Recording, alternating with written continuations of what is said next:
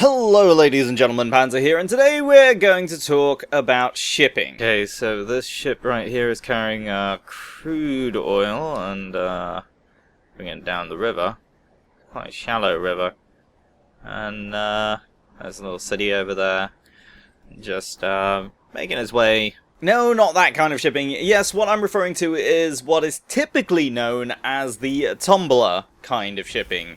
I've been meaning to do a video like this for a while since there's a lot of debate going on right now, and has been going on since the beginning of Overwatch, about which characters are likely to have been romantically involved or may have had the opportunity to be so. This of course leads to a lot of off-canon talk about relationships between characters that lead to fan art and fan stories and so on. Now, there are a number of very popular ships floating around on the internet right now, but I want to focus on just one ship in particular and talk about how viable it might be. First off, no ship so far has been confirmed by Blizzard or even hinted at. However, we know that Blizzard has said that there are LGBT characters in Overwatch's canon, and that some of them will be revealed soon enough. So that means that same-sex relationships in Overwatch are definitely canon. But today I'm going to examine the lore and determine how viable a relationship between Pharah and Mercy actually is. Let's pick apart the Pharmercy. Alright, so first things first, let's look at Pharah and Mercy individually. Pharah is currently 32 years of age and working for Helix Security International. Mercy is 37 years of age and working independently of Overwatch since the organization has fallen. Now obviously the agent recall has already happened, so she may in fact be operating with Overwatch members once again, but in an unofficial nature due to the Petrus Act deeming official Overwatch activity illegal. Of course, age itself isn't a determining factor for the viability of a relationship in most cases, but then again, 5 years difference between the two is unlikely to make much of a difference either way.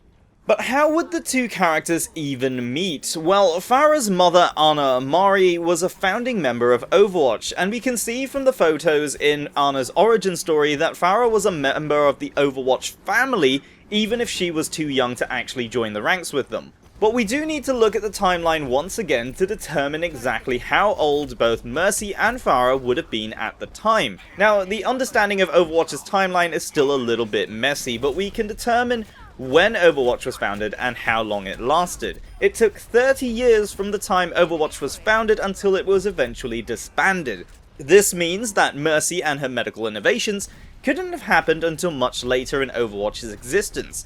We don't yet have confirmation of this, but it appears to be in the post-Omnic Crisis era that Mercy was recruited for Overwatch. This also lines up with Overwatch's fight against Talon and the first appearance of Widowmaker as well as the disappearance of Ana. If we were to assume that Mercy served with Overwatch in its last 10 to 15 years at most, then she would have been in her 20s when she first joined Overwatch.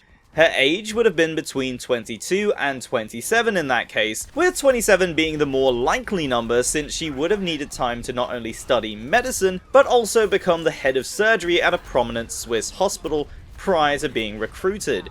Meanwhile, Pharah would have been 22.